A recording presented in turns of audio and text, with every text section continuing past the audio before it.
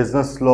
आज इंशाल्लाह हम चैप्टर 10 स्टार्ट करेंगे आईकैप की बुक का, और कॉन्ट्रैक्ट एक्ट का हमारा लास्ट चैप्टर है, छोटा सा चैप्टर है। इसको इंशाल्लाह जल्दी से डिस्कस करते हैं। तो आज होपफुली या मैक्सिमम नेक्स्ट लेक्चर में कोशिश तो होगी आज ही, क्योंकि आगे लीव्स भी आ रही हैं, तो फिर लीव्स के बाद हम नेक्स्ट ही स्टार्ट करें।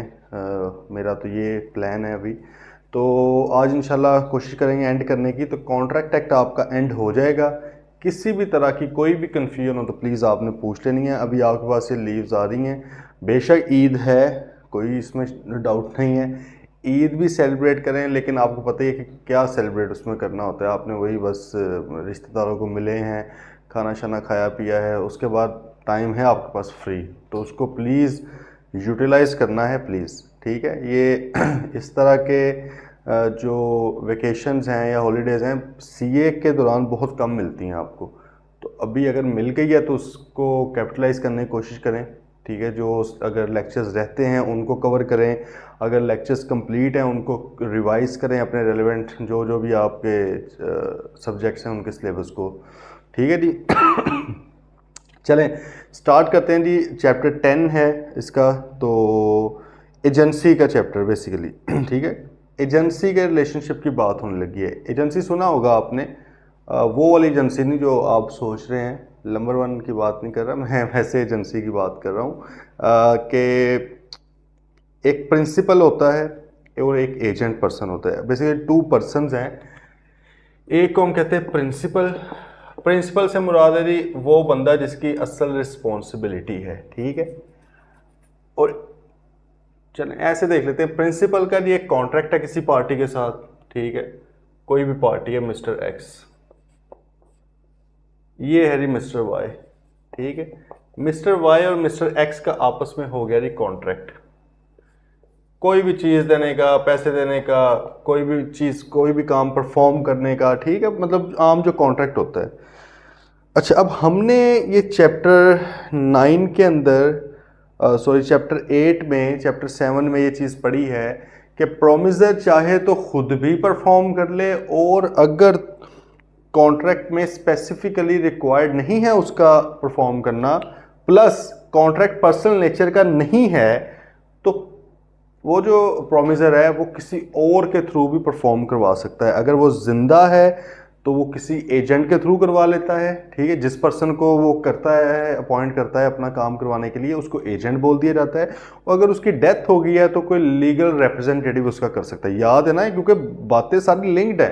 ये एजेंसी का कॉन्सेप्ट आया क्यों है, वो इसलिए आया कि भाई प्रोमिसर का ज़रूरी नहीं है कि हमेशा खुद ही वो परफॉर्म करे, वो किसी से भी करवा सकता है अपने बिहाफ पे। तो भाई अगर तो बंदा जिंदा था और उसने अपने खुद कहकर किसी और पर्सन से कोई भी काम करवाया है, तो वो पर्सन फिर इसका क्या कहलाएगा, एजेंट कहलाएगा। क्या कहलाएगा, एजेंट। अच्छा, अब एजेंसी का ये जो ताल्लुक है, एजेंसी का रिलेशनशिप है, इसके अंदर बेसिकली 3 लोग होते हैं। असल कॉन्ट्रैक्ट होता है, ये इसको हम प्रिंसिपल कहते हैं जो एजेंट को हायर करता है। ये अभी सारी डेफिनेशन देख लेते हैं। इसने वही परफॉर्म करना होता है इस बंदे के लिए, ठीक है, या इसने परफॉर्म करवाना होता है उस बंदे के लिए, प्रोमिस भी हो सकता है ना, ठीक है। अब ये खुद नहीं करता, ये अपने बिहाफ पे कोई और बंदा रख लेता है, चाहे उसको पैसे दे के रखे चाहे फ्री रखे, चाहे पैसे दे के रखे चाहे फ्री रखे।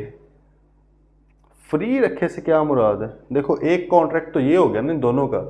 अब ये भी अगर इससे कोई काम निकलवा रहा है तो इनका भी तो एक कॉन्ट्रैक्ट है आपस में, ऐसे ही है ना। मतलब देखो, उसको उसने कहा यार जाओ तुम मेरे बिहाफ पे इतने ये किलो सामान है ये उसको दे के आ जाओ। वो कहे कि भाई आपकी जिम्मेदारी, मैं क्यों दे गया। उसने कहा यार आप एजेंट है मेरे, ठीक है तो कॉन्ट्रैक्ट ही है। अब वो उसके पैसे जाहिर है कंसिडरेशन मांग सकता है। तो हमने तो कहा हुआ था कि the agreement without consideration are void agreement, यही पढ़ा है ना हमने। तो मैंने अभी आपको यहाँ पे कहा है कि हो सकता है कि प्रिंसिपल इसको पैसे दे, हो सकता है इसको पैसे ना दे, बशर्ते कि दोनों एग्रीड हैं उसके ऊपर। मतलब ये पैसे लेने पे एग्रीड है अगर, तो फिर वो भी दे रहा है, अगर नहीं एग्रीड तो फिर वो नहीं दे रहा, ठीक है। तो भाई ये क्या बात हुई, एग्रीमेंट विदाउट कंसिडरेशन ये है। तो अब एक और चीज़ याद करें, चैप्टर के अंदर हमने पढ़ा था एग्रीमेंट्स विदाउट कंसिडरेशन, उसमें हमने natural love and affection, completed gift, फिर हमने टाइम बार डेट, पास वॉलंटरी सर्विसेज वगैरह ये सारे पढ़े, ठीक है। फिर हमने अलग से लिखा था अदर कॉन्ट्रैक्ट्स, हमने वो डिटेल में नहीं पढ़े थे, लेकिन हमने अदर कॉन्ट्रैक्ट्स के नाम से 2-3 लिख लिए थे। जैसे कि गारंटी का, फ्री में कोई बंदा, देखो अब मैं आपकी गारंटी दे रहा हूँ, मेरा और आपका एक कॉन्ट्रैक्ट हो गया, मैं आपकी गारंटी दूंगा। हो सकता है मैं आपसे पैसे मांगूँ कि हाँ भाई मैंने आपकी गारंटी देनी, मुझे भी कोई पैसे दें, फिर उसके मैं रिस्क ले रहा हूँ। हो सकता है कि मैं आपका मतलब कि कोई क्लोज हूँ, रिलेटिव हूँ, भाई हूँ या डायरेक्टर हूँ कंपनी का, तो मैं फ्री ऑफ कॉस्ट भी दे दूँ। है तो कॉन्ट्रैक्ट ना हमारा, लेकिन फ्री ऑफ कॉस्ट वाली भी मौजूद इसके अंदर चीज़ हो जाती है, तो ये एग्रीमेंट विदाउट कंसिडरेशन है। बेलमेंट की भी हमने बात की उसमें, फिर हमने एजेंसी की भी बात की, स्पेसिफिकली अगर इसकी बात की हमने, वो कहा कि दी एग्रीमेंट विदाउट कंसिडरेशन में एजेंसी भी आती है। इसका ये मतलब नहीं है कि ये हमेशा ही विदाउट कंसिडरेशन होगा, नहीं नहीं नहीं नहीं, हमेशा विदाउट कंसिडरेशन नहीं होगा, लेकिन हो सकता है विदाउट कंसिडरेशन। मिसाल के तौर पे मैंने किसी को 50,000 रुपये देने थे, मैंने अपने किसी स्टूडेंट को कहा यार ये 50,000 पकड़ो दे आओ। अब आपके पैसे मांगेंगे मेरे से, मांग भी सकते हैं कि सर मैं मतलब मैं तो नहीं फ्री में करूँगा, ले भी सकते हैं। मैंने किसी और से पूछा यार कोई फ्री में जाने को तैयार है, उधर तक जाना, उसने कहा जी जी मैं दे आऊँगा, ठीक है। अब 50,000 मैंने उसको दिए, उसने आगे डिलीवर कर दिए, फ्री ऑफ कॉस्ट उस बंदे ने मेरे लिए सर्विस दी है, तो विदाउट कंसिडरेशन का ऑप्शन तो है, ठीक है। लेकिन इसी तरह मैं अगर किसी मतलब कोई अननोन पार्टी है, मैं उसको कहूँ कि यार आपने चीज़ें डिलीवर करनी हो, कहेगा सर पैसे दें मैं अब कर रहा हूँ, ठीक है, पैसे दें मैं परफॉर्म कर देता हूँ आपके बिहाफ पे, मैं आपको सर्विस दे रहा हूँ ऑब्वियसली। तो इसका मतलब है कि विद कंसिडरेशन वाला भी सिनेरियो हो सकता है। अच्छा बात अब समझनी है, असल जो रिलेशनशिप है इन दोनों का है और इधर से इन दोनों का है। इन दोनों के दरमियान जो रिलेशनशिप बनता है वो है एजेंसी। क्या है? एजेंसी। जाहिर है ये भी तो एक दूसरे को लायबल ठहराएंगे ना। अब अगर एजेंट रखा है, रिलेशनशिप में आए हैं, अब वो उससे काम भी तो करवाना है ना उस तरह। अगर वो काम नहीं परफॉर्म करेगा अपनी ड्यूटीज़, तो फिर एजेंसी के जो शिक्के हैं उसके मुताबिक इसके ऊपर भी केस फाइल किया जा सकता है। इसका और इसका कोई ताल्लुक नहीं है, इसका और इसका कोई ताल्लुक नहीं है। ये जो है इसको कुछ नहीं कह सकता। इसने अगर गलत भी परफॉर्म किया है ना, तो ये भाईजान इसको कहेंगे कि भाई प्रिंसिपल आप हैं, उसके हेड आप हैं, सही है। मिसाल के तौर पे आर्टिकल्स के दौरान भी जब ट्रेनीज हमारे पास आते हैं काम करने, तो ट्रेनीज हमारा एजेंट बनकर जाते हैं। ऑडिट पे गए, टैक्स का काम किया, बड़ी गलतियां करते हैं। मैं बल्कि क्लास में भी अक्सर कहता था, फिजिकल में भी, कि और अभी अपने मैं ट्रेनिंग्स को भी बता रहा होता हूँ कि ये ना आइडियल टाइम होता है आपके पास 3.5 साल गलतियां करके सीखने का। यकीन करें बाद में नहीं ये मौका मिलता। अब आप जितनी मर्जी बड़ी गलती कर लें, आपकी बैक पर कोई खड़ा हुआ है, ये बात को समझने की कोशिश करें, ठीक है। ये आप लोग जो भी सुन रहे हैं इस बात को समझें कि आर्टिकल्स के दौरान ना आपकी फाइनल या अल्टीमेट रिस्पॉन्सिबिलिटी नहीं होती। अल्टीमेट रिस्पॉन्सिबिलिटी होती है आपके पार्टनर की, आपके ओनर की, मतलब कि जो फर्म में MRS है आपका, ठीक है, आपकी नहीं होती। आपके पास बहुत चांस होता है गलतियां करने का, गलतियां करके सीखने का। जब आप अपने रिस्पॉन्सिबिलिटी पे आ जाएंगे ना, एम्प्लॉई हो जाएंगे किसी कंपनी में, किसी जगह पे, वहाँ पर भाई फाइनल रिस्पॉन्सिबिलिटी आपकी है। अगर गलती हुई आपको वो निकाल देंगे। यहाँ पर हमें पता होता है, मैं एटलीस्ट, खैर सबकी फर्म्स में ऐसे ही होगा ऑब्वियसली, लेकिन मैं अपना तो मतलब बता सकता हूँ कि हमारे यहाँ पे कई बार स्टूडेंट बहुत बहुत बड़ा ब्लंडर भी मारते हैं।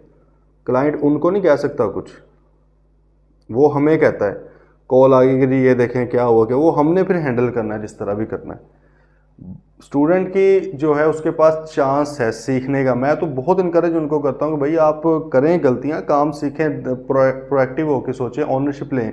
और अल्लाह का शुक्र है कि वो मैं मतलब कि बड़ा एक सेटिस्फाइड फील करता हूँ अपने ट्रेनी से कि वो ओनरशिप लेते हैं काम की, अपना समझते हैं। क्यों? क्योंकि उन्हें पता है कि जी हमें ऊपर से पूरा वो लिबर्टी दी गई है कि आप लोग काम सीखें, करें, गलती होगी मैं देख लूँगा। तो भाई आपके पास वो होता है, क्योंकि वो लोग हमारे एजेंट्स हैं, वो हमें रिप्रेजेंट कर रहे हैं जाके, वो अपना काम थोड़ी कर रहे हैं वहाँ पे। बात कर रहे हैं फॉलो, हमने ऑडिट करना है, असल में हमें हायर किया गया। फॉर एग्जांपल शहबाज सईद को हायर किया गया, शहबाज सईद ने अपने एजेंट्स आगे भेजे हैं काम करने के लिए। अगर वो एजेंट्स कुछ गलत काम करते हैं वहाँ पे सही नहीं करते तो उनको कुछ नहीं कहेगा क्लाइंट, वो मुझे कहेगा। इसका मतलब है कि फाइनल रिस्पॉन्सिबिलिटी प्रिंसिपल की है। हाँ, मैंने अब उनके साथ कैसे डील करना है ये मैं इनके साथ डील कर सकता हूँ, इनको नहीं है ये अलाउ, ये इनको परमिशन नहीं है क्लाइंट को कि ये इससे बात करें। मैंने कहा ना भाई आप मेरे से करें, मैं आगे उनके साथ अपने हिसाब से डील करूँगा जैसे भी करना है। बात आई है समझ?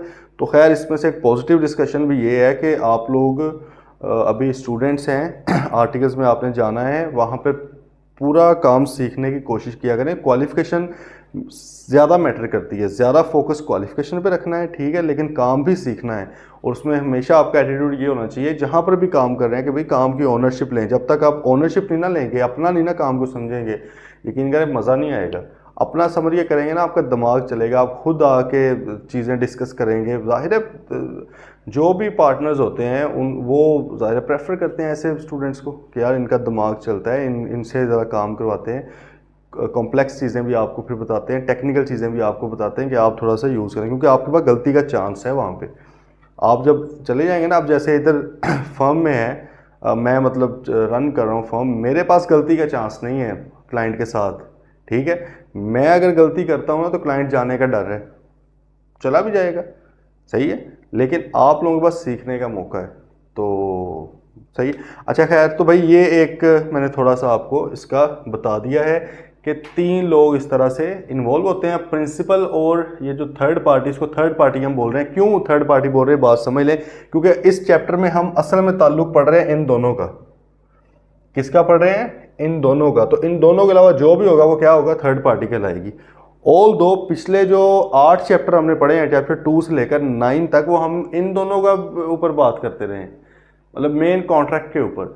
ये भी कॉन्ट्रैक्ट ही है, मतलब ये भी था उसमें, लेकिन अब क्योंकि हम स्पेसिफिकली एजेंसी का पढ़ रहे हैं कि प्रिंसिपल एजेंट का क्या ताल्लुक है, प्रिंसिपल एजेंट का क्या ताल्लुक है, तो फिर इन दोनों के हवाले से ये बंदा कौन हो गया? थर्ड पार्टी हो गया। ओके भाई, चलें जी, आ जाएं ज़रा, बात थोड़ी सी हमने कर ली है, अब इंशाल्लाह चीज़ें ज़रा वाज़ेह हो जाएंगी।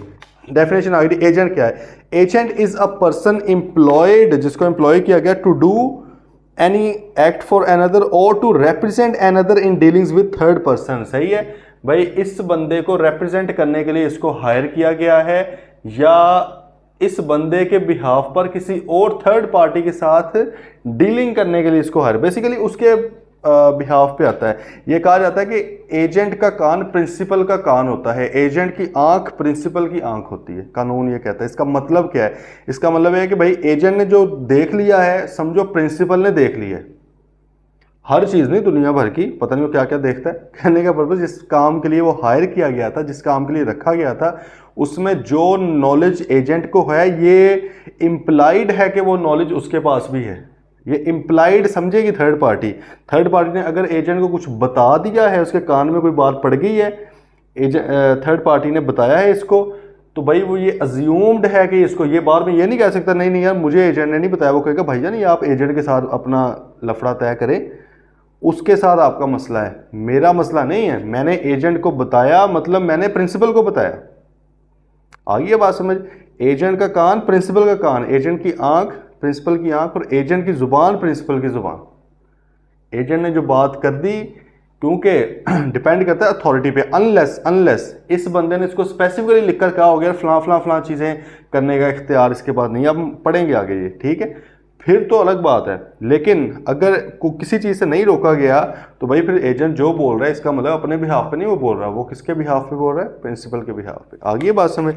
चलें जी, तो उसने कहा कि agent is the person employed to do any act for another और टू रिप्रेजेंट अनदर। अनदर से मुराद प्रिंसिपल है, ठीक है जी। तो ये नीचे उन्होंने लिख भी दिया है प्रिंसिपल क्या है। एनालिसिस देख लें। ऑल टाइप्स ऑफ बिजनेसेस में यूज एजेंट्स। ऑब्वियसली एजेंट्स बहुत जगह पे होते हैं, अपने एम्प्लॉय को भेज देते हैं, यार जाओ ये काम करके। अब एम्प्लॉय एक चीज़ डिलीवर करने गया है, वो एजेंट के तौर पर गया है ना बिजनेसमैन के, ठीक है। All types of businesses may use agents. An agent is the person who acts on behalf of someone else to arrange a transaction with the third party. अब ज़रा देखें, उसने नीचे जो चार्ट सब बनाया हुआ है, उसने कहा कि जी असल कॉन्ट्रैक्ट है थर्ड पार्टी का और प्रिंसिपल का, ठीक है। और प्रिंसिपल और एजेंट का रिलेशनशिप है, उसको कहते हैं एजेंसी का रिलेशनशिप। एजेंट और थर्ड पार्टी का कॉन्ट्रैक्ट कोई नहीं है, सिर्फ निगोशिएशन या डीलिंग्स हो सकती है ऑन बिहाफ ऑफ प्रिंसिपल। आगे बात में there is a legal relationship between the agent and principal. ये भी लीगल रिलेशनशिप है, एजेंसी कॉन्ट्रैक्ट है भाई, ये नहीं ना कि इसको कोई काम के वो कहे तुमने ये कौन सा कॉन्ट्रैक्ट हुआ, कॉन्ट्रैक्ट तो उधर है तुम्हारा, मेरे साथ कोई कॉन्ट्रैक्ट नहीं भाई, ये भी कॉन्ट्रैक्ट ही है ना, किसी को आप रख रहे हो अपने काम के लिए, ठीक है। This legal relationship is called agency. Example देखिए, Pasha appoints Azam to buy 10 bags of sugar on his behalf. Pasha ने बाबर को कहा कि भाई मेरे बिहाफ पर, मतलब पैसे मैं दूंगा, 10 बैग शुगर के आपने चीनी के खरीद के लाने।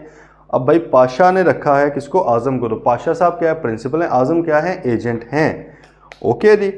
अच्छा नीचे, the agent acts on behalf of the principal by negotiating with the third party. Under normal circumstances there is no legal agreement between the agent and third party. ठीक है जी। आमतौर पे लीगल और ये जो है ना एजेंट और थर्ड पार्टी मैंने अभी आपको बता दिया हुआ है। पूरा लेक्चर सुना करें, बीच में मुझे कुछ वो सुनने में आई हैं चीज़ें कि आप लोग बीच बीच में जैसे मूवी देखते हैं ना अपने अपने मन पसंदीदा सीन्स देखने के लिए, वो हरकतें इधर नहीं करनी, ठीक है, वरना जो सीन फिर पेपर में हो ना वो आपसे नहीं देखा जाना। तो भाई पूरी बात सुना करें, ठीक है। अभी मैंने बता दिया हुआ है, अभी वैसे मैं बताऊंगा इसी वजह से थर्ड पार्टी का। एग्जाम्पल 2 देखें जी। Pasha appoints Azam to buy 10 bags of sugar on his behalf if in pursuance of contract of agency Azam finalizes a deal to purchase the bags of sugar from Tariq, a wholesaler dealer in sugar, on credit on behalf of Pasha. There is no legal agreement between Azam and Tariq। बात जरा समझें, पाशा ने आजम को भेजा कि यार जाओ market से 10 बैग शुगर के लेके आओ, बस अभी तक हमें सिर्फ इतनी इन्फॉर्मेशन है, ठीक है। इसका मतलब उसने उसको अथॉरिटी दे दी है 10 बैग शुगर खरीदने की। वो गया है, उसने भाई कोई तारिक साहब हैं, तारिक से उसने क्या किया, उधार पे चीनी खरीद ली, लेकिन ये कहा कि इसके पैसे कौन देगा, पाशा देगा। ठीक, जाहिर है वो भी आगे से तभी देगा ना जब उसे पता होगा पाशा कौन है या फलां फलां। ऐसे तो नहीं मैं किसी को भी जाकर यार वो मेरे जो अब्बा जी हैं वो कह रहे हैं कि ये 50,000 रुपया दे दो, मुझे दे देंगे। वो कहेगा भाईजान मतलब क्या सीन है, कौन है अब्बा जी आपके, मैं आपको जानता हूँ फलां। जाहिर है वो अपनी देखेगा चीज़ें, लेकिन हम यहाँ पे ज्यूम करें कि उसको पता है पाशा कौन है, उसको ये भी पता होगा कि यार आमतौर पे उसी के काम के लिए आता है, ठीक है। तो अब भाई आजम और तारिक का कोई ताल्लुक नहीं है आपस में, उसने सिर्फ डील किया, उसके साथ काम लिया है, क्योंकि पाशा ने कहा हुआ था पाशा उसको पैसे देगा तारिक को, लेकिन एजेंसी का रिलेशनशिप किसमें है, पाशा और आजम में। बात आइए समझ। However, the agent may negotiate the terms of a contract between the principal and third party. When the contract is made, it is made between the principal and the third party. Principal और third party में contract हो रहा होता है, agent साहब बीच में सिर्फ negotiate कर रहे होते हैं। An agent may act for a principal in arranging just one transaction। कहते हैं ये भी हो सकता है कि सिर्फ एक ट्रांजेक्शन के लिए एजेंट हायर किया जाए, या ये भी हो सकता है कि भाई ज़्यादा ट्रांजेक्शन्स के लिए हायर किया जाए, ठीक है।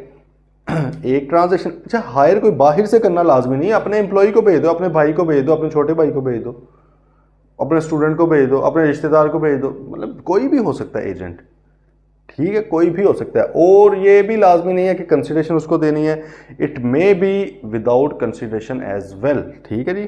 कंसिडरेशन वाला भी हो सकता है, विदाउट कंसिडरेशन वाला भी हो सकता है, किसी एक स्पेसिफिक काम के लिए भी हो सकता है, ठीक है। और ये भी हो सकता है कि यार फिलहाल तुम ही करते रहो, जब भी ये काम होगा ना तुम ही ने किया करना है, ठीक है। और अगली पार्टी को भी पता है कि उसका एजेंट है, ये उसके बिहाफ पे आता है तो करता रहे। अच्छा अब एक मसला आप ये कह सकते हैं कि हो सकता है कि बीच में वो टर्मिनेट कर दे रिलेशनशिप अपना। मिसाल के तौर पे एक प्रिंसिपल है, ठीक है, उसने एक एजेंट रखा है कि तुमने जाके मुल्तान से आम खरीद के लाया करने, ठीक है, और वो तुमने यहाँ पे डिलीवर करने हैं। ये जाता है, ये आम खरीद के लाता है, सही है, आम का सीज़न है, मुल्तान वालों थोड़ा रहम करो, सारे बाकियों पे भी भेजा करो यार। तो अब ये भाई जाता है मुल्तान से आम खरीद कर, लाहौर कराची जहाँ पे भी है डिलीवर कर देता है, चल रहा है। अब 3 महीने ख़त्म हुए जी, सीज़न ऑफ हो गया आम का। अब ये बंदा वहाँ पे गया, फिर मतलब कि ख़रीदी जा रहा है चीज़ें, कोई और चीज़ें ख़रीदने लग गया है। अब थर्ड पार्टी जो है वो हो सकता है समझ ले कि यार ये अभी भी उसी का प्रिंसिपल का एजेंट ही है, वो इसको चीज़ें भेज दे, ये बंदा अपने यूज़ के लिए ले जाए, बाद में प्रिंसिपल फंस जाए। इसलिए भाई अगर टर्मिनेट आपने करना है तो फिर आपने थर्ड पार्टी को बता देना है कि भाईजान मेरा अब ताल्लुक उससे ख़त्म हो गया, बस वो उस टाइम के लिए था, वो हमने कर लिए हुए हैं, उसकी सारी जिम्मेदारी मैं लूँगा, लेकिन अब उसकी आज के बाद जो चीज़ें हैं उसकी मैं रिस्पॉन्सिबिलिटी नहीं लूँगा, अब आपका और उसका कॉन्ट्रैक्ट होगा, अब अपने तौर पर आप देख लेना, सही है। ओके भाई बात ये हम आगे पढ़ेंगे। एक्सप्रेस एम्प्लॉयड अथॉरिटी होती है कि अथॉरिटी कई बार दी नहीं होती, अगला बंदा अपनी अथॉरिटी बना के बैठा होता है, ठीक है। थर्ड पार्टी को नहीं पता होता कि यार इसकी अथॉरिटी है या ये काम करने की या नहीं है, ठीक है, वो देख लेंगे हम। अच्छा ये अब आ गई हु मे एम्प्लॉय एजेंट, भाई कौन एजेंट को एम्प्लॉय कर सकता है? तो भाईजान हर वो बंदा जो कॉन्ट्रैक्ट कर सकता है ना, वो एजेंट भी एम्प्लॉय कर सकता है, वो एजेंट को हायर कर सकता है। एम्प्लॉय का मतलब है कि हायर करना, कोई एजेंट को रख सकता है, ठीक है, जो बंदा कॉन्ट्रैक्ट कर सकता है। Any person who is of the age of majority according to law to which he subject and who is of sound mind. यही चीज़ें होती है ना, हमने वो इनकॉम्पिटेंट टू कॉन्ट्रैक्ट में पढ़ी थी 3 चीज़ें, साउंड माइंड का होना चाहिए, मेजोरिटी एज वाला होना चाहिए और कॉम्पिटेंट टू कॉन्ट्रैक्ट होना चाहिए। वो तीसरी तो बाय डिफॉल्ट लगनी ही लगनी है। अगर आप कॉन्ट्रैक्ट के लिए कॉम्पिटेंट ही नहीं है तो ये कॉन्ट्रैक्ट ही है ना, ये तो नहीं आप कर सकते। इसलिए उसने 2 चीज़ें बस बता दी हैं, उसने कहा तीसरी तो लगनी ही लगनी है, ठीक है। और 2 चीज़ें इसका मतलब वही है बेसिकली इसको याद रखने का तरीका क्या है कि जो बंदा कॉन्ट्रैक्ट कर सकता है ना, वो बंदा, ये भी एक कॉन्ट्रैक्ट है, तो ये वो एजेंट भी हायर कर सकता है, ठीक है जी। ये एग्जाम्पल देख लेना बस ऐसे ही। अच्छा who may be an agent, कहते हैं अब एजेंट कौन बन सकता है? तो भाई एजेंट जो है as between the principal and third person, any person may become an agent. Any person से मुराद है एनी पर्सन, कोई भी बंदा। देखें नीचे, such agent shall be responsible to his principal according to the provisions contained in the act except when such person is minor or of unsound mind. अच्छा अब इंग्लिश कमज़ोर है, मुझे पता है, तो टांगे कमज़ोर है, ऊपर से इंग्लिश भी कमज़ोर है आप लोगों की, तो ज़रा बात समझ लें। ये जो उसने नीचे एक्सेप्ट करके लिखा है, इसका ये मतलब नहीं है कि माइनर और अनसाउंड माइंड वाला नहीं बन सकता। उसने ऊपर क्या लाइन लिखी है, एनी पर्सन, कोई भी शख्स, चाहे वो पागल है उसको भी आप अपना एजेंट बना सकते हैं, चाहे कोई बंदा माइनर है उसको भी आप अपना एजेंट बना सकते हो, लेकिन माइनर और अनसाउंड माइंड पर्सन जिम्मेदार नहीं होगा अगर उसने परफॉर्म ना किया। आपने माइनर को दी फॉर एग्जाम्पल 50,000 रुपये, वो 15-16 साल का बच्चा है, उसको आपने 50,000 रुपये दिए, आपने कहा फलां बंदे को ले जाओ, दे जाओ, ये भाई 50,000 खा गया, लेकर भाग गया, इसने नहीं दिए। अगर यही कोई मेजर पर्सन होता 18 साल से ऊपर, तो भाई इसने इस पर केस कर देना था कि भाई हमारा रिलेशनशिप है आपस में, एजेंसी का कॉन्ट्रैक्ट है, 50,000 रुपया तुमने क्यों नहीं आगे दिया, डैमेजेस दो, फलां फलां सारी चीज़ें कर। बच्चा है आगे, बस अब नहीं कर सकता। इसका बात जरा समझें, माइनर जो है भाई वो आपका कॉन्ट्रैक्ट नहीं कर सकता, ये हमें पता है इस चीज़ का, ठीक है। अब एजेंसी वाला रिलेशनशिप भी है तो काइंड ऑफ कॉन्ट्रैक्ट ही, लेकिन इसमें माइनर क्योंकि एजेंट बन सकता है, माइनर प्रिंसिपल नहीं बन सकता। प्रिंसिपल बनने के लिए आपको बड़ी एज का होना ज़रूरी है, उसकी जिम्मेदारी है प्रिंसिपल की, क्योंकि तो वो माइनर की तो नहीं हो सकती, ठीक है। मेजॉरिटी एज का, साउंड माइंड का होना ज़रूरी था, लेकिन भाई यहाँ पर जो है एजेंट माइनर भी बन सकता है, एजेंट अनसाउंड माइंड वाला भी बन सकता है, बाकी आम बंदे तो बन नहीं सकते। लेकिन एक्सेप्शन क्या है, इनकी रिस्पॉन्सिबिलिटी कोई नहीं होगी, फिर इनको आप रिस्पॉन्सिबल नहीं ठहरा सकते, इनके ऊपर केस नहीं कर सकते कि आपने परफॉर्म नहीं किया। आगे ये बात समझ, ये ज़रा एग्जाम्पल देखें। परवीन है जी 25 years old, employed Azam 36 year old as her agent to finalize a business deal with Tariq. Okay, Parveen भाई 25 साल, दोनों मतलब बड़ी एज की हैं, तो क्या मसला है। Azam made the contract on behalf of Parveen with Tariq. Azam as an agent shall be responsible to Parveen in case he breaches his duty as an agent. सही है भाई, देखें आजम साहब बड़ी एज के ना, 36 के हैं, और अब उन्होंने एक एजेंसी का रिलेशनशिप कायम किया, वो एजेंट बन के गए हैं परवीन के। अगर आजम परफॉर्म नहीं करता अपना कॉन्ट्रैक्ट सही तरह, एजेंसी वाला उसको जो जिम्मेदारी दी गई थी वो नहीं निभाता, तो भाई परवीन उस पर केस कर देगी, ठीक है। को कहेगी भाई आपको, हमारा रिलेशनशिप है एजेंसी का, चाहे अब ये रिलेशनशिप जो विदाउट कंसिडरेशन हो चाहे विद कंसिडरेशन हो, ठीक है, वो एक अलग बात है, क्योंकि विदाउट कंसिडरेशन लाउड है ना, हो सकता है ये वाला, चाहे विद कंसिडरेशन था चाहे विदाउट कंसिडरेशन था, आपके ऊपर भाई केस हो सकता है, ठीक है। एग्जांपल दूसरे, Parveen 25 years old employed Asif 15 years old। भाई अब उसने आसिफ को एम्प्लॉय बनाया जो कि 15 years old है, ठीक है, वो है माइनर है, वो माइनर है, कर सकते हैं एजेंट रखने में कोई मसला तो नहीं है, बिल्कुल कोई मसला नहीं है, रख सकते हैं। लेकिन अगर आसिफ साहब अपना परफॉर्म नहीं कर पाते तो क्या उन पे केस किया जा सकता है? बिल्कुल नहीं किया जा सकता, ही इज़ अ माइनर, ठीक है, माइनर के ऊपर केस नहीं किया जा सकता। ओके नीचे उसने लिखा consideration non necessary, no consideration is necessary to create. अच्छा नेसेसरी का मतलब क्या होता है, ज़रूरी नहीं है, लेकिन ये नहीं कि देनी ही नहीं है कभी भी, भाई दे भी सकते हो, ऑप्शनल है, ठीक है। विदाउट कंसिडरेशन भी चल जाएगा, कंसिडरेशन वाला भी चल जाएगा। ओके भाई, बात आ गई समझ। Aslan promises to sell Faisal's house on his behalf. An agreement between Aslan and Faisal is valid even without consideration. मतलब है कि दोस्त ने कहा चलो मैं तुम्हारा घर भेज दूंगा एजेंट के तौर पे, ठीक है मैं बेचूंगा लेकिन जाहिर है घर तो तुम्हारा है, जिम्मेदारी सारी तुम्हारी है, पैसे तुम्हें मिलेंगे, तुम्हें घर डिलीवर करना है, मैं एजेंट के तौर पे काम कर देता हूँ, ठीक है। और जाके उसने किसी बंदे से बात की कि यार मैं फैसल का एजेंट हूँ, फैसल ने कहा हाँ भाई मैंने इसको भेजा है। अब वो आगे चलने के उसने पैसे नहीं लिए उससे अपने प्रिंसिपल से, तो दिस इज अलाउड। अच्छा जी, हमने पर्सन्स इनकॉम्पिटेंट टू कॉन्ट्रैक्ट पढ़ा था चैप्टर 2 में, 3 में, चैप्टर 2 में आई बिलीव, या 3 में था शायद, खैर वो देख लेना यार। पर्सन्स इनकॉम्पिटेंट टू कॉन्ट्रैक्ट, ठीक है। उसके अंदर हमने एक बात की थी कि माइनर साहब कौन कौन से माइनर के साथ कॉन्ट्रैक्ट वैलिड नहीं है, ये हमने पढ़ा था। लेकिन हमने कहा था कि एक्सेप्ट के हमने दो चीज़ें लिखी हुई थी अभी तक। एक हमने लिखी थी कि अगर माइनर या उसके डिपेंडेंट को बेसिक नेसेसिटीज़ प्रोवाइड की जाएं तो फिर माइनर पैसे वापस करेगा, लेकिन अपनी स्टेट में से। बात सही है। फिर हमने एक पढ़ा कि माइनर के साथ पार्टनरशिप, उसको पार्टनरशिप में ऐड किया जा सकता है इनटू बेनिफिट्स, सही है, सिर्फ बेनिफिट्स में, मतलब प्रॉफिट सिर्फ उसको दिया जा सकता है, पार्टनर ऐड नहीं किया जा सकता, ठीक है। ये हमने एक पॉइंट लिखा था। अच्छा, अब एक ये वाला भी उधर लिख लें, पेपर में आ सकता है ना कि माइनर के साथ क्या कभी भी कोई कॉन्ट्रैक्ट नहीं हो सकता, तो भाई ये एजेंसी का रिलेशनशिप उसके साथ हो सकता है, उसको एज एन एजेंट आप रख सकते हो, लेकिन पूरी बात लिखनी है, but he will not be responsible in case of breach of agency, ठीक है। अगर ब्रीच उसने किया तो वो नहीं होगा। इस तरह साउंड माइंड वाले का भी लिख लें, अनसाउंड माइंड वाले का, ठीक है, उसका भी उसके साथ कॉन्ट्रैक्ट नहीं हो सकता, लेकिन उसके साथ बेसिक नेसेसिटीज का हो सकता है उसके साथ और उसके डिपेंडेंट के साथ। और सेकेंडली अनसाउंड माइंड पर्सन को एजेंट भी आप रख सकते हो, लेकिन वो भी रिस्पॉन्सिबल नहीं होगा अगर उसने परफॉर्म ना किया तो। ठीक है सर, कोई मसला किसी तरह का प्लीज़ पूछ लेना फ़ौरन।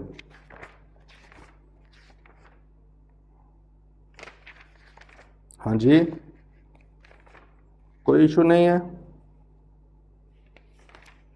चलें जी, अब आगे एक कॉन्सेप्ट है और आज इंशाल्लाह एंड हो जाएगा। प्रैक्टिस इसकी आपने खुद कर लेनी है, कोई ऐसा डिफ़िकल्ट नहीं है, ठीक है। वो प्रैक्टिस सेट आपको आ जाएंगे इसके करके, तो ये आपने कंप्लीट कर लेना है, आपका कॉन्ट्रैक्ट एक्ट इंशाल्लाह एंड हो जाएगा, ठीक है।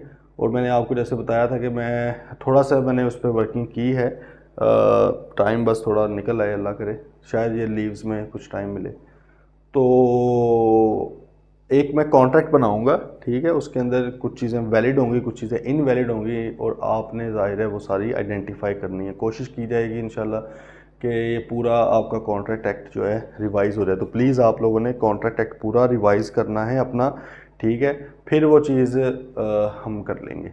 आइए बात समझ, ठीक है। अच्छा, क्या है जी, अथॉरिटी ऑफ एजेंट्स। एजेंट्स की अथॉरिटी क्या है? अथॉरिटी का मतलब है कि भाई उनके पास क्या पावर है, किस हद तक वो जा सकते हैं परफॉर्म करने में। क्या हर चीज़ उनको बता कर की जाए कि भाई ये आपने करना है, और क्या हर चीज़ थर्ड पार्टी को बताई जाए कि फलां फलां फलां फलां फलां चीज़ें मैंने की हैं? क्योंकि प्रैक्टिकली पॉसिबल नहीं है ना। अब फॉर एग्जाम्पल मैंने आपको कहा कि जी आपने मेरी बाइक सेल करके आनी है, ठीक है। अब ये मैंने आपको एजेंट के तौर पे कह दिया। अब भाई बाइक बेचने में वो क्या आप एक एक रुपये का मेरे से पूछते फिरेंगे, ये कितना सर, इतना लग गया, इतना लग गया, क्या करूं, ठीक है। और कहाँ पर बेचनी है, किस तरह से बेचनी, भाई आपको कह दिया है। अब कुछ चीज़ें इम्प्लाइड होती हैं, कुछ एक्सप्रेस होती हैं, आपको पता है, कुछ स्पेसिफिकली एक्सप्रेसली बताई जाती हैं या लिख कर दी जाती हैं, और कुछ इम्प्लाइड होती हैं कि सर्कमस्टांसेस में आपको पता होता है ये चीज़ होनी ही होनी है, ठीक है। तो दोनों तरह की अथॉरिटीज़ आ जाएंगी, दे लेते हैं। उसने कहा लीगल इशू क्या होता है रिलेशनशिप के साथ, जब आप एजेंसी के रिलेशनशिप में हो तो क्या मसाइल आमतौर पर अदालतों में फेस करने पड़ते हैं। उसने कहा दो तरह के आमतौर पर मसाइल आते हैं अदालतों के अंदर। पहला केस क्या है, a person A might claim to act on behalf of a principal, and a third party might enter into an agreement believing the contract to be with P. However, P might deny that the person is in fact his agent. वो कहते हैं कि एक तो ये अक्सर मसला आता है कि ये बंदा है, इसके बाद गया है, इसने कहा कि मैं प्रिंसिपल इस बंदे का एजेंट हूँ और मुझे फलां चीज़ें दे दें, या ये जो भी कोई कॉन्ट्रैक्ट कर लिया, ठीक है। अब ये बंदा इससे कहता है बाद में कि यार मैंने आपके एजेंट को ना चीज़ें भिजवा दी हूँ। कहेगा कौन सा एजेंट, यार मैंने तो कोई एजेंट नहीं भेजा। तो फड्डा हो सकता है, पॉसिबिलिटी है, लोग झूठ बोलते हैं जाके, सही है। लोग तो यहाँ पे अपने आप को पुलिस वाले बन के मतलब वो बताते रहते हैं, ठीक है, कि मैं पुलिस वाला हूँ। एक वो बंदा था ना, कैप्टन बना के अपने आप को प्रेजेंट करता था, बड़ा फेसबुक पे पीछे मीम्स भी चली थी, कि वो भाई स्कूल्स में एज अ चीफ गेस्ट भी जाता रहा है, ठीक है, कि मैं पता नहीं कैप्टन हूँ या कर्नल वट एवर। तो इस तरह भी लोग करते हैं अजीब तरह की हरकतें। तो भाई ये उसने कहा कि ये एक तो इशू ये है कि कोई बंदा असल में एजेंट होता ही नहीं है लेकिन किसी पार्टी के साथ कॉन्ट्रैक्ट कर लेता है, वो पार्टी भी समझती है कि यार ये एजेंट था इसका और वो भी कर पाती है उसके साथ कॉन्ट्रैक्ट, बाद में प्रिंसिपल साहब मुकर जाते हैं। अब इसमें क्या होगा, अब ये आमतौर पे तब होता है ना, फॉर एग्जांपल ये बंदा इसका एम्प्लॉई था, पहले ये जाता होता था कोई चीज़ें शीज़ें लेने, अब ये छोड़ चुका हुआ है, इसने इसको बताया नहीं है अभी तक, वो समझ रहा है यार अभी भी इसका एम्प्लॉई है, ठीक है। तो ये इशू लीगल आते हैं मतलब अदालतों के अंदर। दूसरा उसने कहा कई बार क्या होता है, A might be the agent of principal P with authority to make certain arrangements to on behalf of P. Principal ने भाई एजेंट को रखा है कोई काम करने के लिए स्पेसिफिक, ठीक है। However, the agent might make an agreement with third party and in doing so go beyond the limits of his authority as agent। अब वो अपनी लिमिट से ऊपर निकल चुका है, ठीक है। उसने कहा कि रखा है किसी काम के लिए, मिसाल तौर पे उसको रखा गया लाख रुपए तक की तुम ट्रांजेक्शन कर लेना, लेकिन वो भाई वो गया है थर्ड पार्टी से, उसने 1.5 लाख रुपए की 2 लाख रुपए की कोई डील कर ली, अपनी अथॉरिटी से बियॉन्ड चला गया।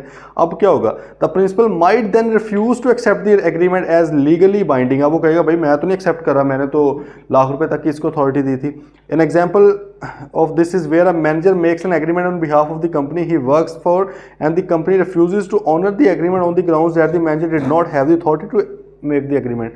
हाँ, वो कहते हैं कि फॉर एग्जाम्पल एक मैनेजर है किसी कंपनी का, वो जाहिर है किसी कंपनी के बिहाफ पे कर रहा है काम, ठीक है, उसने अपना कार्ड शार्ड दिखाया, थर्ड पार्टी के पास गया, कहते हैं यार देखो मैं इसका मैनेजर हूँ और ये मुझे चीज़ें प्रोवाइड आप कर दें। थर्ड पार्टी ने समझा यार जाहिर है इसका है तो एजेंट ही, एजेंट तो है, एजेंट में होने में मसला नहीं है क्योंकि उनका एम्प्लॉई है, लेकिन अब वो उसने कोई चीज़ें प्रोवाइड कर दी, बाद में प्रिंसिपल ने थर्ड पार्टी को मैं तो नहीं आपको पैसे दूंगा, उसकी तो अथॉरिटी ही नहीं थी। वो कहते हैं कि इस तरह के केसेस अदालतों में बहुत ज़्यादा आते हैं और देखें बड़ी जनरल सी बात है, ठीक है, क्योंकि इस तरह की दो नंबरियाँ भी हो जाती हैं और कई बार मिसकम्युनिकेशन की वजह से मसला होता है। अब उसने कहा the principal is liable to third party when agent has authority whether that authority is express or employed or whether that authority is actual or apparent। भाई बड़े ही गौर से बात समझें, इसको ज़रा सर्कल कर लें, स्टार कर लें इसको, जो भी करना है।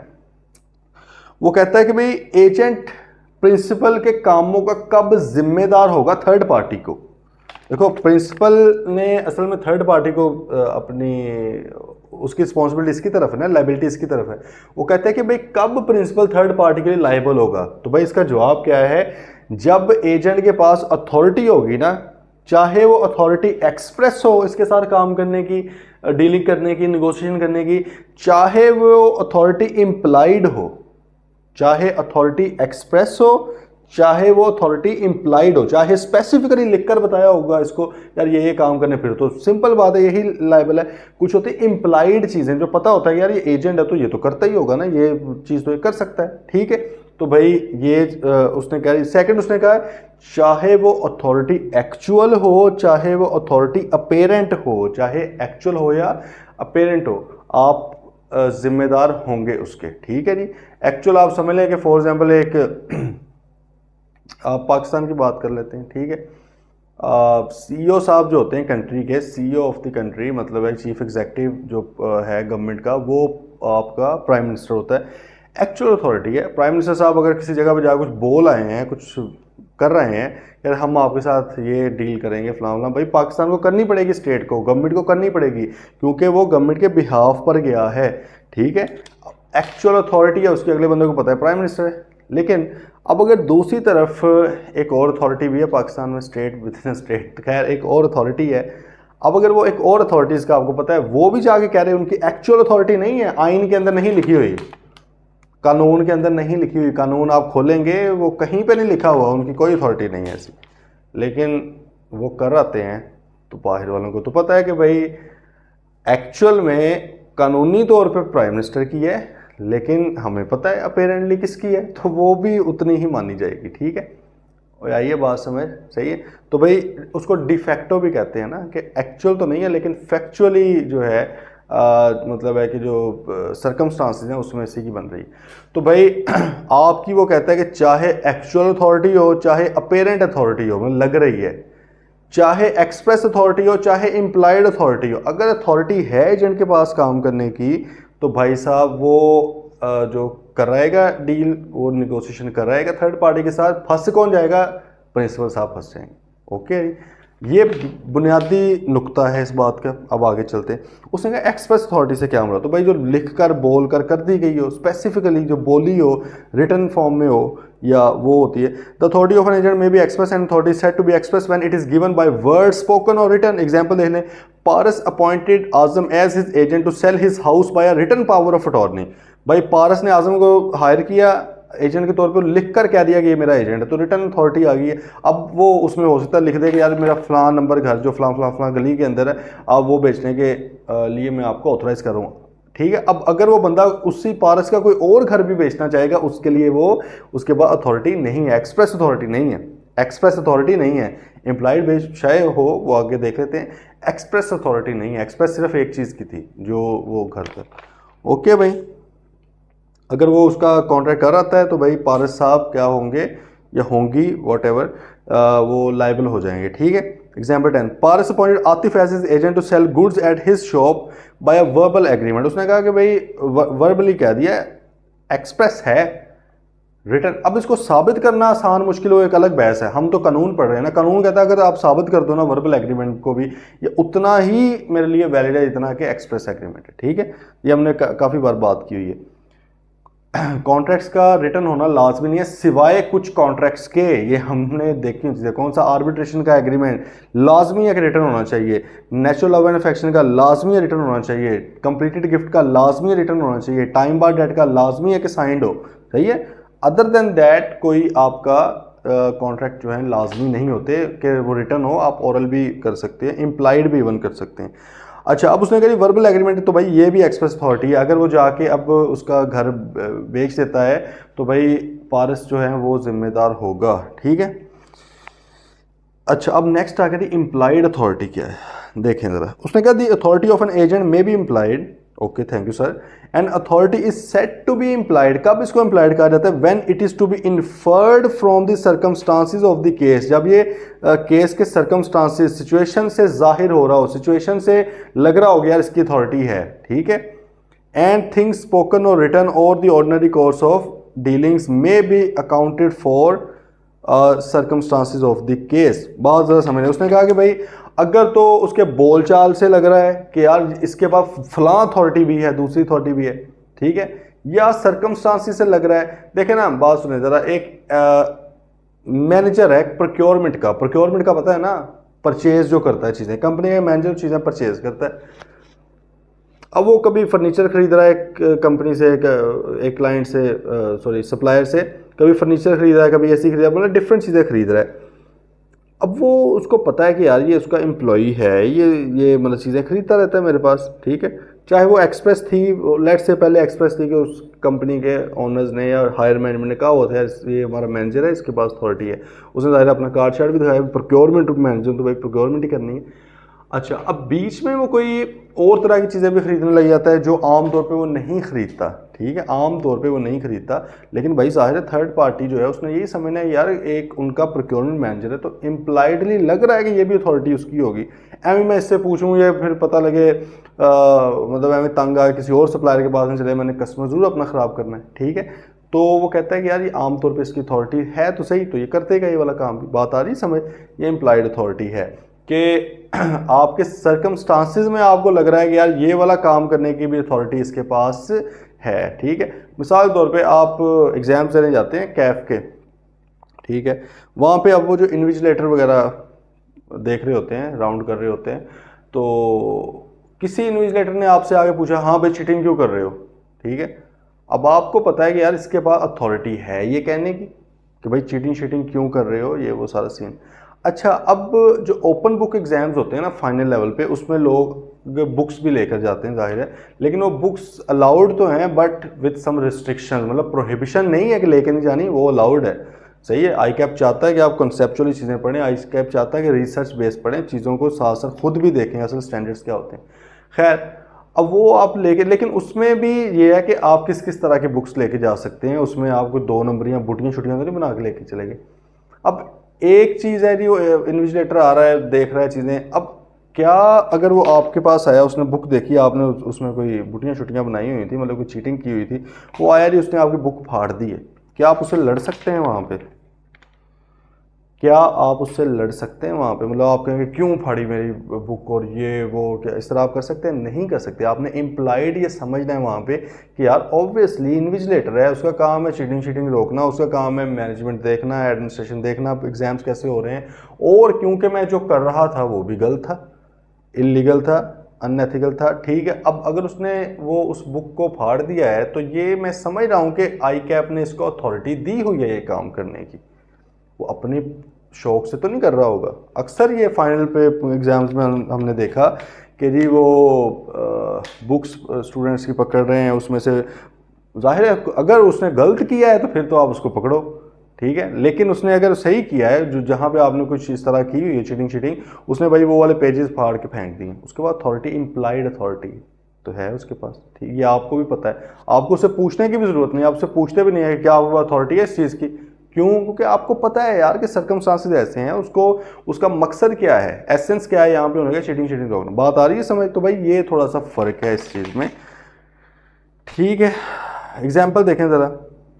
Amjad owns a shop in Quetta, living himself in Karachi. Amjad साहब खुद कराची में रहते हैं, शॉप उनकी कोयटा में, and visiting the shop occasionally, और कभी कभार आ जाता है भाई शॉप पे, okay.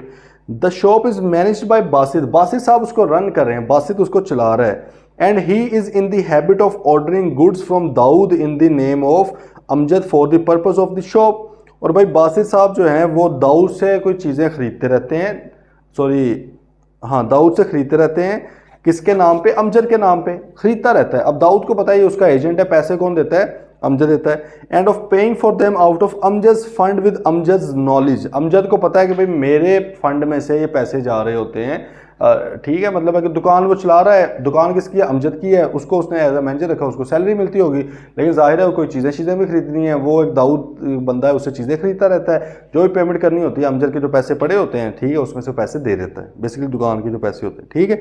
Basit has an implied authority from Amjad to order goods from Dawood in the name of Amjad for the purpose of the shop, जाहिर है उसके पास कहते हैं इम्प्लाइड अथॉरिटी है। अब फॉर एग्जाम्पल दाऊद से नहीं खरीदता, वो कहते हैं कोई इस्माइल बंदा है, मैं उससे खरीदना चाह रहा हूँ चीज़ें, तो खरीदने का उसको है, परमिशन है, अथॉरिटी है, बेशक है, वो भाई मैनेज कर रहा है पूरी शॉप, वो जो चाहे वहाँ पे कर सकता है, लेकिन जाहिर है अपने उसमें रहते हुए वो वहाँ पे कह रही मैं दुकान को हटा के मैंने कोई और दुकान करनी है, मिसाल के तौर पे शॉप है गारमेंट्स की, वो कहता है कि नहीं मैंने इसको हटा के मैंने वहाँ पे एनीथिंग एल्स, मैंने कोई क्रॉकरी का सामान करना है, मैंने वहाँ पे आप समझ कोई वेपन्स डीलिंग का काम करना है, तो भाई वो तो ऑथराइज नहीं है, उसे पूछना पड़ेगा कि भाई ये कर लें, इधर चल नहीं रही गारमेंट्स की, तो फलां चीज़ हम कोई क्रॉकरी का सामान रख लेते हैं हम यहाँ पे, ठीक है, हम कुछ सीमेंट रख लेते हैं, हम इलेक्ट्रॉनिक्स का सामान रख लेते हैं, तो वो आपको पूछना पड़ेगा। अदर देन दैट वो काम करते हुए आपको जो जो भी करना पड़ रहा है वो आपकी इम्प्लाइड अथॉरिटी के अंदर आता है। बात आ रही है समझ? मिसाल के तौर पे वहाँ पे गवर्नमेंट का कोई आगे कि जी फलां चीज़ें आपकी सही नहीं है, ठीक है, लेट से गलती वो कह रहे हैं उसको, अब उसमें वो कहते हैं हमें पैसे दो वरना दुकान बंद हो जाएगी, ठीक है, तो वो किसी तरह बेचारा कोई 1000-2000 रुपया दे के जान छुड़वाता है, वो बाद में अमजद को कहता है कि यार मैंने किया था, मैं अब रख लूँ ना वो पैसे। अमजद उसे कह नहीं सकता नहीं रख सकते, उसने कहना कि भाई अब क्या करें, आपके एजेंट के तौर पे हम काम कर रहे थे, हाँ अगर बिला वजह मैं किसी को दे रहा हूँ, बिला वजह कर रहा हूँ, तो वो फिर अलाउड नहीं है, वो मेरी अथॉरिटी से बाहर है। ये नीचे देखें एक्सटेंट ऑफ अथॉरिटी में देखते हैं, an agent having an authority to do an act has authority to do everything lawful, वैसे उसने लॉफुल बीच में लिखी हुई है, मैंने जो आपको एग्जांपल दी है वो है तो इलीगल चीज़, लेकिन वो स्पेसिफिक इसीलिए दी है कि आपको थोड़ा इसका मैं समझा सकूं कि वो है तो इलीगल चीज़, लेकिन अगर इतनी आपने इलीगल काम कोई नहीं किया हुआ लेकिन सूरत हाल इतनी बुरी हो गई है कि आप फंस चुके हैं, तो फिर वहाँ पे आपको करना पड़ जाता है, तो वो भी आप पैसे फिर निकलवा सकते हैं। अदर देन दैट वो कहता है कि भाई लॉफुल अगर आपने कोई भी काम किया है अपने काम को सरंजाम देते हुए, मिसाल के तौर पे आपको कहा गया कि यहाँ एज एन एजेंट आपको रखा है कि यार यहाँ से लाहौर से कराची आपने एक सामान डिलीवर करना है, आप ट्रक ड्राइवर हैं, ठीक है, तो आप एजेंट ही है ना, आप एक डिलीवर करने जा रहे थे, तो मिसाल के तौर पे जी रास्ते में टायर ब्लास्ट हो जाता है, टायर फट जाता है, ख़राब हो जाता है ट्रक का, तो आपके पास भाई ये अथॉरिटी है कि आप वो टायर सही करवाएं, ठीक करवाएं, वो जो भी पैसे होंगे वो प्रिंसिपल आपको पे करेगा। क्यों? क्योंकि ये आपकी जिम्मेदारी थी चीज़ को वहाँ पहुँचाने की, और आपने जानबूझ के कुछ नहीं किया, इलीगली नहीं आपने वहाँ पे टायर खुद पंक्चर किया, लॉफुल, मतलब एक टायर पंक्चर हुआ है उसको सही करवाना था आपने, टायर ब्लास्ट हो गया, टायर न्यू आपने डलवाया, तो आप पैसे ले सकते हैं। बात आ रही है समझ। इस तरह मिसाल के तौर पे आपको कहा गया कि जी फलां बंदे से कोई मेरा काम निकलवा के दो, लीगल काम था, वो आप निकलवाने गए हैं, लेकिन उसमें क्या हो गया, फड्डा हो गया, आपके ऊपर उल्टा केस हो गया, ठीक है। आप काम करवाने गए थे प्रिंसिपल का, अगली पार्टी ने आप पे केस कर दिया, लेकिन आप लॉफुल काम कर रहे थे। अब आपने वो केस लड़ा है, उसके अंदर पैसे शैसे आपको आपके लग गए, खर्चा हुआ और आप केस विन कर गए, तो भाई प्रिंसिपल आपको वो भी पैसे देगा, क्योंकि प्रिंसिपल आपने कहना कि भाई मैं आपके काम के लिए गया था। बात आ रही है समझ, नहीं आ रही, ठीक है। एक बार इवन, चलो वो छोड़े, लेट से एक आप गए हैं जी कोई कस्टमर से मिलने के लिए, ठीक है, on behalf of your company, आप कस्टमर से मिलने के लिए गए हैं, खुदा न खासा रास्ते में गाड़ी का एक्सीडेंट हो गया, गाड़ी के ऊपर लगाने पड़ेंगे आपको 50,000 लाख रुपए, ठीक है।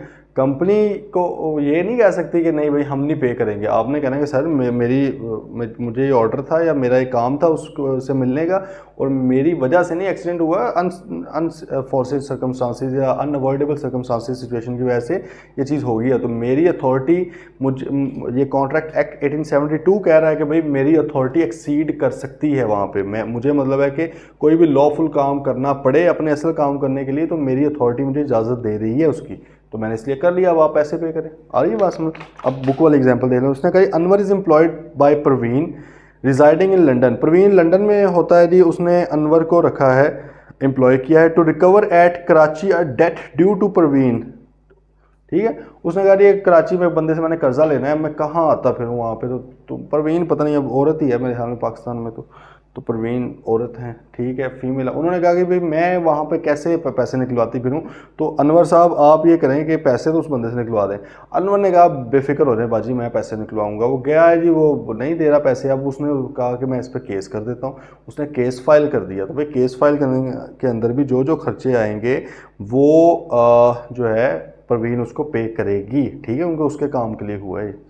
ओके भाई, N agent having an authority to carry on a business has authority to every lawful thing necessary for the purpose or usually done in the course of conducting such business, ठीक है। उसने कहा कि भाई अगर agent के पास कोई business करने की या उसको कोई काम करने की, कोई डील करने की आपने अथॉरिटी दी है, तो भाई उस डील के अंदर ऑर्डिनरी कोर्स ऑफ बिजनेस में आम तौर पे जो चीज़ें होती हैं लॉफुल, वो तमाम करने की अथॉरिटी उसके पास है, ठीक है। एग्जाम्पल देखें, Paras constitutes Asif as his agent to carry on his business of ship builder. Ship builder भाई वो जो शिप्स वगैरह बनाते हैं, उसका काम करने के लिए उसने उसे अपना एजेंट रख दिया। Asif may purchase timber and other material and hire workman for the purpose of carrying on the business. भाई देखो उसको रखा क्या गया कि तुमने वो मेरा ना सारा काम संभालना है, तो भाई वो उस संभालने के लिए जो जो फैक्टर ऑफ प्रोडक्शन उसको चाहिए वो बंदा अरेंज कर सकता है, वो उसके पैसे जो है प्रिंसिपल देगा उसको। बात आ रही है समझ। आपको एज एन एजेंट लेट से कहा गया है जी ये मेरा घर बनवा दो, ठीक है, ये घर बनवा दो, खर्चा मैं करूंगा जाहिर, तो भैया आपके पास अथॉरिटी है हर लॉफुल काम करने की। आप जो मर्जी ठेकेदार चूज़ करें, जो मर्जी आप मिस्त्री चूज़ करें, जिस तरह का मर्जी सीमेंट चूज़ करें, आपको अच्छा काम करने का कहा गया है, आपके पास अथॉरिटी, आप एक एक चीज़ पूछते नहीं फिरेंगे पीछे से। आगे बात समझ। तो ये अच्छा, अब एक आ गई अपेरेंट अथॉरिटी, ठीक है, या ऑस्टेंसिबल भी जिसको कहते हैं। The principal is liable to third party when third party has reasons to believe that the agent has authority to act on behalf of principal, even though it might not be the actual case. Unless the third party has knowledge to the contrary, he is entitled to assume that an agent holding a particular position has all the powers that are normally given to a person in such a position. बार भाई ज़रा समझ लें, बड़े गौर से तहम्मुल के सारी बात समझ, बस एक दो पॉइंट्स रह गए। वो ये कह रहा है कि भाईजान हमारा मसला क्या था, हमारा मसला ये था कोई भी बंदा जा कह रहा था मैं एजेंट हूँ, ठीक है, या एक असल में एजेंट होता है लेकिन अब अपनी अथॉरिटी को एक्सीड कर जाता है, बाद में प्रिंसिपल मुकर जाता है, तो अब क्या कह रहे, थर्ड पार्टी को सेफ भी तो करना है ना यहाँ पे। तो वह कानून ये कहता है, कानून ये यहाँ पे आपको बता रहा है कि सर अगर थर्ड पार्टी को लग रहा है कि ये बंदा उस प्रिंसिपल के बिहाफ पे काम कर रहा है, अब ये उसे साबित करना पड़ेगा, रीजनेबल रीज़न टू बिलीव होना चाहिए उसके बाद, मतलब है कि प्रॉपर रीज़न हो कि ये उसके बिहाफ पे काम करे। वो कहता है चाहे असल में वो उसका एजेंट ना भी हो, चाहे असल में एजेंट ना भी हो, लेकिन अगर थर्ड पार्टी को लग रहा है कि उसका एजेंट है, ठीक है, तो भाई वो प्रिंसिपल लायबल होगा। इसका क्या मतलब है, इसका मतलब है कि अगर कोई ऐसा बंदा, मतलब दोनों देखो ये थोड़ा ना रिलेटिव सी चीज़ है, मतलब उसने कोई रूल नहीं बता दिया या उसने कोई फिक्स नहीं कर दी कि फ़लाँ बंदा एजेंट है फ़लाँ बंदा नहीं। उसने कहा यार देखो सर्कमस्टांसेस में डिफर करती जाती है, जैसे हमने एग्जांपल ली कि एक बंदा 4-5 महीने एक बंदे का एजेंट रहता है, बाद में वो छोड़ के चला जाता है, थर्ड पार्टी को क्या पता छोड़ के चला गया, अनलेस प्रिंसिपल उसको बता दे, ठीक है, अनलेस प्रिंसिपल उसको बता दे। तो यहाँ पे तो प्रिंसिपल की गलती थी। लेकिन कई बार क्या होता है, कोई भी बंदा जा कह रहा था मैं उसका एजेंट हूँ, तो क्या उसको एजेंट समझा जाए, वहाँ पर थोड़ा सा ड्यू केयर करनी पड़ चाहिए ना उसको भी, थर्ड पार्टी को भी। वो कॉल कर ले यार, पूछ ले प्रिंसिपल से कि सर फलां बंदा आपके कोई ट्रांजेक्शन करना चाह रहा है, आपके भी हाफ पे कह रहा है कि आपने भेजा है, कितना का मुश्किल है। इसलिए उसने कहा कि जब अगर थर्ड पार्टी के पास रीजनेबल एविडेंस है कि ये उस बंदे का प्रिंसिपल एजेंट है, ठीक है, उसको लग रहा है कि फलां बंदे ने इसको भेजा है, तो बस भाई फिर प्रिंसिपल साहब लायबल हो चुके हैं, बेशक असल में वो एजेंट ना भी हो उसका, ठीक है। आइए बात समझ। इस तरह उसने कहा है जब तक कि थर्ड पार्टी को नॉलेज नहीं है, अगर तो उसको पता है तो फिर तो जाहिर है जब पता लग गया फिर तो नहीं थर्ड पार्टी उस एजेंट के साथ कॉन्ट्रैक्ट कर सकती, प्रिंसिपल के बिहाफ पे, अपने बिहाफ पे कर ले, प्रिंसिपल लायबल होगा, ठीक है। लेकिन अगर उसको नॉलेज ही नहीं है किसी एक्ट की, प्रिंसिपल ने उसको नहीं बताया हुआ कोई एक्ट के यार ये फलां चीज़ करने से रोका हुआ है मैंने, तो भाई थर्ड पार्टी तो समझेगी कि यार आम तौर पे इस पोजीशन में बैठा हुआ या इस तरह का बंदा जो जो एक्ट करता है वो तमाम एक्ट्स करने की अथॉरिटी इसके पास इम्प्लाइड अथॉरिटी है। और गल आ रही है समझ नहीं। मिसाल के तौर मिसाल पहले ले लेते हैं, वही जैसे हमने कहा एक प्रोक्योरमेंट मैनेजर है कंपनी का, उसको कंपनी ने कहा हुआ है तुम 1 लाख से ज़्यादा की परचेज नहीं कर सकते, लेकिन ये बात थर्ड पार्टी को नहीं पता। अब वो उसे कभी 70,000 की कर रहा है, कभी 80,000 की कर रहा है, कभी 90,000 की, एक बार उसने 1.5 लाख की भी कर दी। थर्ड पार्टी को क्या पता कि इसकी 1.5 लाख की अथॉरिटी नहीं है, जब तक कि आपने बताया नहीं हुआ। वो यही अज्यूम कर रही है ना कि इस पोजीशन वाले बंदे के पास ये भी है अथॉरिटी, सिंपल बात है। जब वो 70, 80, 90,000 लाख रुपए की चीज़ें कर रहा है तो फिर 1.5 लाख वाली भी कर सकता है, इवन 2 लाख 4 लाख वाली भी शायद वो कर दे। बात आ रही है भाई, समझिए नहीं, ठीक है। अच्छा अब दूसरी तरफ देखें, एक ऑफिस बॉय है, ऑफिस बॉय है, आमतौर पे उसको भेजा जाता है कोई 5,000, 10,000, 15,000 की चीज़ लेने, ठीक है। लेकिन अब अगर वो 5 लाख की चीज़ का ट्रांजेक्शन करने चला गया, वहाँ पर थर्ड पार्टी को ये सोचना चाहिए कि यार ये ऑफिस बॉय है उनका और ये आमतौर पर 5, 10, 15,000 की करता है ट्रांजेक्शन, इस बार 5 लाख की पहली बार आ गया तो मैं थोड़ा पूछ ना लूँ उससे। यहाँ पर थर्ड पार्टी का कसूर हो जाएगा अगर वो नहीं करेगा तो, क्योंकि देखो प्रिंसिपल ने आकर ना यार तुम्हारा अकल नहीं काम करती है कि ऑर्डिनरी कोर्स ऑफ बिजनेस में इस तरह होता है, क्या इस पोजीशन का बंदा जो तुम्हें पता है, अगर तुम्हें पता नहीं था एक अलग बात है, तुम्हें पता है कि ऑफिस बॉय है, तुम्हें पता है कि 5, 10, 15,000 की ट्रांजेक्शन आमतौर पे करता है, 5 लाख की 10 लाख की ट्रांजेक्शन करने चला गया, तुमने यार मेरे से पूछा तक नहीं है, तो मैं कैसे लायबल हूँ, तुम मुझसे निकलवाओ खुद पैसे। आ रही है बात समझिए नहीं। इसलिए उन्होंने कहा कि अगर तो प्रिंसिपल ने कोई चीज़ चेंज की है, प्रिंसिपल ने कोई रिस्ट्रिक्शन लगाई है किसी भी तरह की एजेंट के ऊपर, तो भाई वो कम्युनिकेट कर दे थर्ड पार्टी को, वरना थर्ड पार्टी अपना दिमाग इस्तेमाल करते हुए आम तौर पे उन हालात में जो होता है उसके मुताबिक उसकी इम्प्लाइड अथॉरिटी समझ सकती है। आगे वही बात समझ। तो ये पॉइंट था। एग्जाम्पल्स इसकी देख लेते हैं। चलो, Parvez terminated the services of his agent Anam. Anam पहले परवेज की एजेंट थी लेकिन उसने उसको फारिग कर दिया, खत्म कर दिया। No notice to this effect was given by Parvez. इसका कोई नोटिस नहीं, बताया नहीं गया अपने पार्टीज को। Subsequently Anam purchase some goods from Talal on behalf of Parvez. वो तलाल को पे क्या पता बेचारे को कि ये अब उसकी एजेंट नहीं है, तलाल का कोई कसूर है यहाँ पे, बिल्कुल नहीं है। तो भाई अब बाद में वो कहता है, परवेज कहेगी मैंने नहीं पैसे देने, मैं तो हूँ ही नहीं। तो वो कहेगा भाईजान आपने बताया ही नहीं हुआ, मैं तो उसको अपना आपका एजेंट समझ रहा हूँ, ठीक है, तो आपको पैसे देने पड़ेंगे। ओके, बात आई समझ। Example 15, Paras writes to Talal that Azam is authorize to sell his car. उसने उसको लिख दिया कि भाई आजम को मैं भेज रहा हूँ, ये ना मेरी गाड़ी करने के लिए, सेल करने के लिए ऑथोराइज, जो भी रेट शेल लगाए। Paras privately instructs Azam not to sell the car. लेकिन उसने आजम को मैसेज कर दिया मेरी गाड़ी ना बेचना। देखो, पारस ने तलाल को लिखा कि आजम आ रहा है गाड़ी बेचने, लेकिन उसने अंदर खाते आजम को मैसेज कर दिया मेरी गाड़ी ना बेचना उसको, ठीक है। आजम ने फिर भी गाड़ी बेच दी भाई 4 लाख रुपए की। बाद में पारस कहती कि नहीं मैंने तो इसको मना किया था। थर्ड पार्टी के कि मुझे तो थोड़ी पता है कि ये आपने इसके ऊपर रिस्ट्रिक्शन कोई लगा दी है। हाँ, मुझे मैसेज आया होता कि भाई मैंने नहीं बेचनी, फिर अलग बात थी, लेकिन मैं तो यही समझ रहा हूँ कि हमारा कॉन्ट्रैक्ट था तो बेचनी तो है अब आपने। आगे वही बात। अब देखो, उसने कहा Azam had ostensible not actual authority. Actual authority पहले थी, बाद में उसने खत्म कर दी ना पारस ने उसको मैसेज करके, नहीं भाई तुम्हारे पास अथॉरिटी नहीं है। लेकिन क्योंकि थर्ड पार्टी को लग रहा है कि इसकी अथॉरिटी है, थर्ड पार्टी को लग रहा है कि अपेरेंट अथॉरिटी इसी की है, ऑस्टेंसिबल अथॉरिटी इसी की है, वो इसके साथ काम कर लेगी। आगे ये बात समझ। लास्ट एक agents authority in an emergency है, बड़ी सिंपल सी बात है।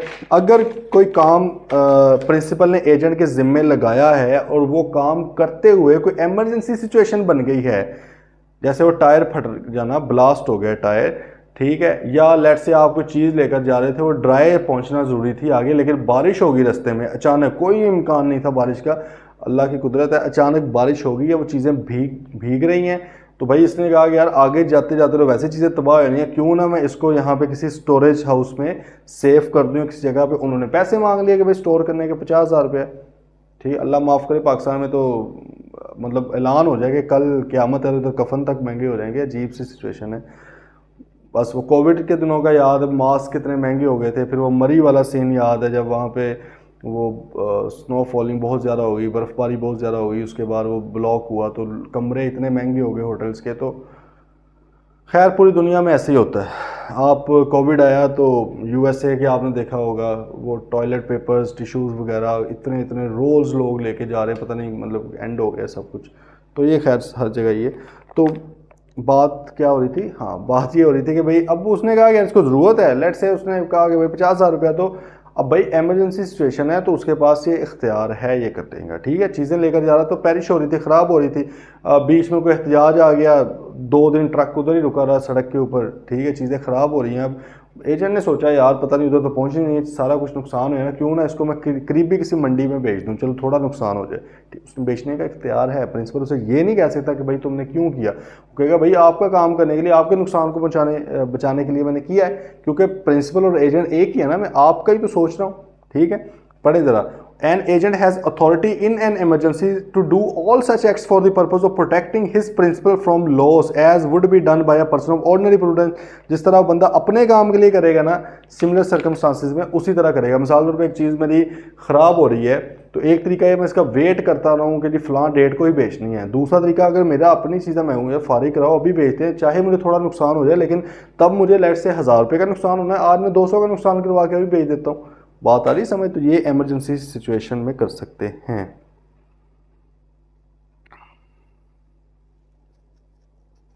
ठीक है जी, चलें